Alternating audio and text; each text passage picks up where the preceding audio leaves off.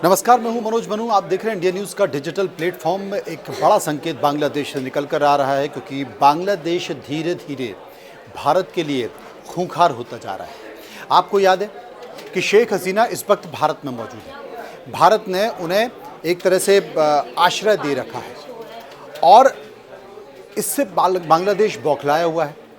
बांग्लादेश ने भारत से शेख हसीना के प्रत्यर्पण की मांग की।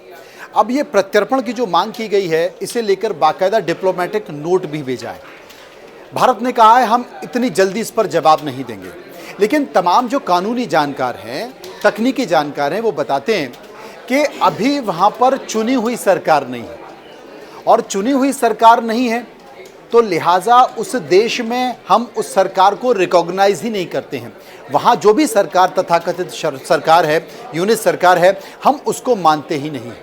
एक नॉमिनेटेड प्रधानमंत्री बने हुए, लिहाजा उनकी कूटनीतिक डिप्लोमेट को भारत सरकार नहीं मानी थी। दूसरी चीज़, ये भारत का स्वविवेक है, क्योंकि अगर भारत को लगता है कि ऐसे में अगर शेख हसीना का प्रत्यर्पण किया जाता है, उन्हें बांग्लादेश भेजा जाएगा, तो उनके साथ कुछ भी घटना घट सकती है, यानी कि गुड सेल्फ में नहीं है ये। दूसरी चीज़, आपको बता दूं कि संकेत कितने खतरनाक हैं। अभी पाकिस्तान के तमाम कलाकारों के कॉन्सर्ट बांग्लादेश में किया गया। राहत फ़तेह अली खां वहाँ पर मौजूद थे और उसे लेकर ढाका के आर्मी स्टेडियम में ये कार्यक्रम हुआ।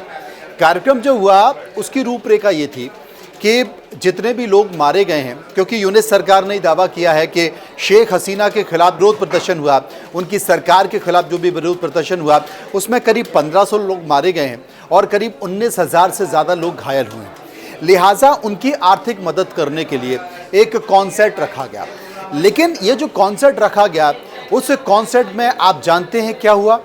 उस कॉन्सर्ट में जो स्टूडेंट थे वो शेख हसीना को फांसी देने की मांग कर रहे थे।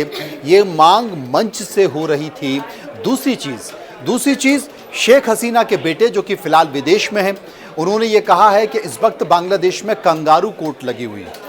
कंगारू कोर्ट मतलब आप कुछ भी कर सकते हैं, कोर्ट में कोई भी डिसीजन दे सकते हैं। लिहाजा शेख हसीना अगर प्रत्यर्पण हुआ, वो भारत से बांग्लादेश गई, तो उन्हें फांसी दे दी जाएगी, यानी कि शेख हसीना के जीवन खतरे में है अगर वो बांग्लादेश जाती हैं।